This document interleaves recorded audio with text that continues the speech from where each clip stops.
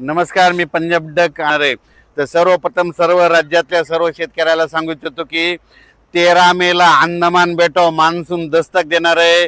म्हणून ही सर्वप्रथम महाराष्ट्रातल्या शेतकऱ्यासाठी आनंदाची बातमी.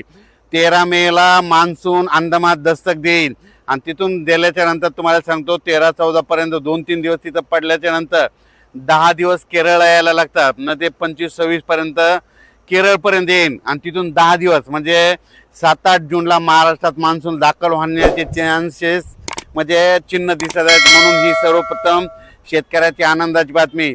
दरवर्षीप्रमाणे यावर्षी जवळपास 8 दिवस पाऊस लवकर येत आहे. म्हणजे मान्सून अंदमान बेटावर म्हणजे लवकर जवळपास 8 दिवस येत आहे. दरवर्षी मान्सून कसा असतो, कधी 20 मेला अंदमान बेटावर येतो, कधी 19 मेला येतो, कधी 21 मेला येतो, कधी 22 मेला येतो. पण यावर्षी जसं गेल्या वर्षी 12-13 मेला आलता तसंच यावर्षी देखील 13 मेला मात्र अंदमान बेटावर मान्सून दस्तक देणार आहे. म्हणून ही सर्वप्रथम महाराष्ट्रासाठी, देशासाठी, आंध्र प्रदेश, तामिळनाडू, कर्नाटक, केरळ, महाराष्ट्र या राज्यासाठी आनंदाची बातमी. म्हणून शेतकऱ्यांनी आता तुम्हाला सांगतो 36-37 दिवस पाऊस राहिलाय. तुम्ही शेतीचे कामे करून घ्या, कारण की राज्यात मान्सूनसाठी म्हणजे अंदमान बेटावर बंगालच्या खाडीमध्ये चांगलं पोषक वातावरण तयार होत आहे. नसता तुम्हाला एक सांगू इच्छितो 20 मे पर्यंत ते वातावरण तयार होत नसतं. पण यावर्षी जवळपास न काय होणार आहे, 10 मे पासूनच तिथं हालचाली चालू होणार आहे आणि 13 मेला मात्र अंदमान बेटावर मान्सून दस्तक देईल, मान्सून दाखल होणार. म्हणून ही सर्वप्रथम शेतकऱ्यासाठी आनंदाची बातमी. तिथून पुढचा प्रवास कसा राहील हे तुम्हाला मी अंदाजामध्ये सांगणार आहे. म्हणून हे देखील सर्व शेतकऱ्यांनी लक्षात घ्यायचं.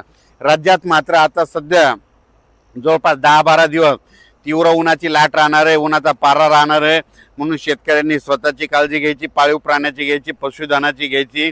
म्हणून हे देखील सर्व शेतकऱ्यांनी लक्षात घ्यायचं. आणि त्याच्यानंतर एक महाराष्ट्रातल्या शेतकऱ्याला बरेच फोन आले, ऊस उत्पादक शेतकऱ्याचे फोन आले की अवकाळी एखादा मे मध्ये येणार आहे का. तर तुम्हाला सांगू इच्छितो मे मध्ये देखील काय होणार आहे, एक अवकाळी येणार आहे, पण ते काही भागातच पडणार आहे. 8-9 तारखेला जे पाऊस येईल ते काय होणार आहे, आदिलाबाद, नायगाव, नरसी, त्याच्यानंतर बिलोली, कंधार, लोहा, इकडं नळदुर्ग, इकडं सोलापूर ह्या पट्ट्यामध्ये काय होईल 8-9 तारखेला एक अवकाळीचा पाऊस येणार आहे. म्हणून त्या शेतकऱ्यांनी लक्ष द्यायचं. त्याच्यानंतर तुम्हाला सांगू इच्छितो 12-13-14 दरम्यान देखील एक अवकाळी येणार आहे, पण ते काही भागातच पडणार आहे, सर्वदूर पडणार नाही. म्हणून हे देखील लक्षात येतं. पण राज्यात सगळ्यात महत्त्वाची म्हणजे आनंदाची बातमी, अभ्यास केल्याच्या अंती 13 मेला मात्र अंदमान बेटावर मान्सून दस्तक देणार आहे, दाखल होणार आहे. म्हणून हे लक्षात यायचं. तिथून 10-12 दिवस काय होतं, केरळ यायला लागतं आणि तिथून 5-8-9 दिवस लगेच आपल्या महाराष्ट्रामध्ये यायला लागतं. म्हणजे 7-8 जूनला महाराष्ट्रात पाऊस येण्याचे चिन्ह दिसत आहेत. म्हणून हे देखील लक्षात यायचं.